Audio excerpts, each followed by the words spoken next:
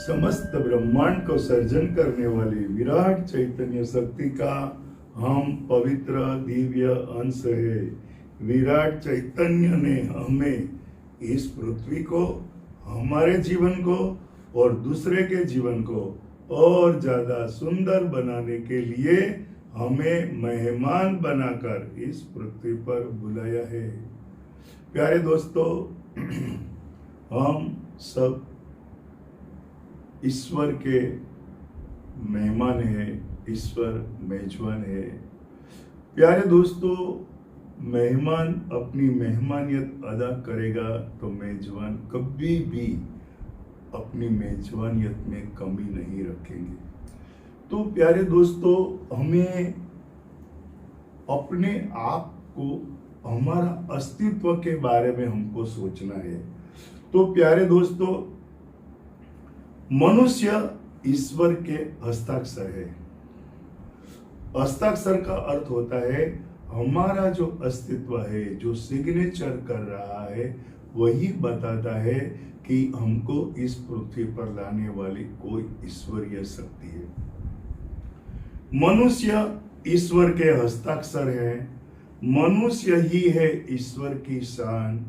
अपने आप का मूल्य को समझा नहीं, इसलिए संसार का हो गया ये हाल।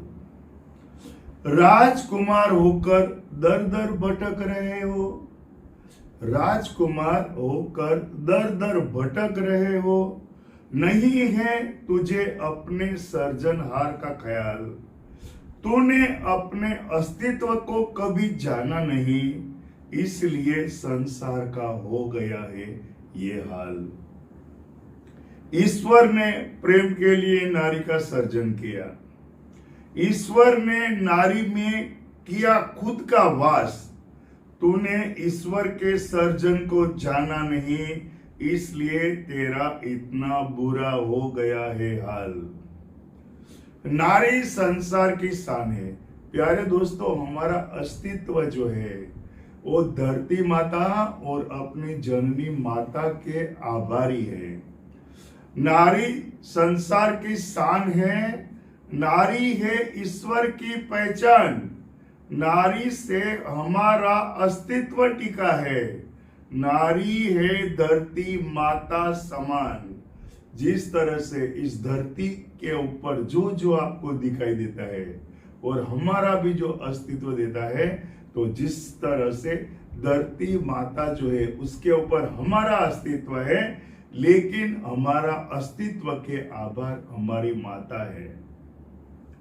पहली पूजा ईश्वरीय शक्ति की, पहली पूजा ईश्वरीय शक्ति की, दूसरी पूजा धरती माता के नाम, तीसरी पूजा जिस घर में नारी की हो वह घर है स्वर्ग समान। नारी ईश्वर का सर्जन है। ईश्वर ने दिया है नारी को बड़ा सम्मान। जिस समाज में नारी का सम्मान नहीं, वह समाज में कैसे होगा ईश्वर का वास। प्यारे दोस्तों,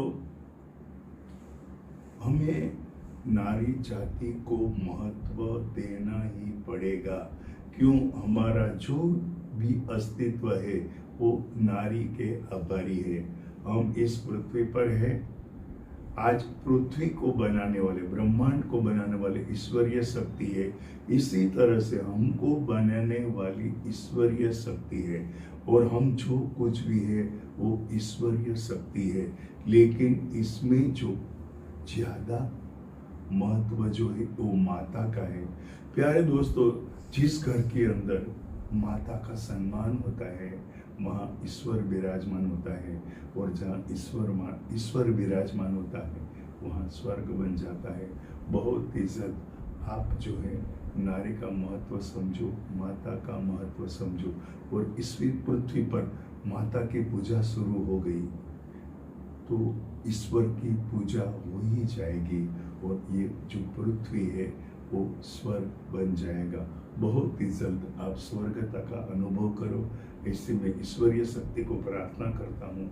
नमस्ते प्यारे दोस्तों।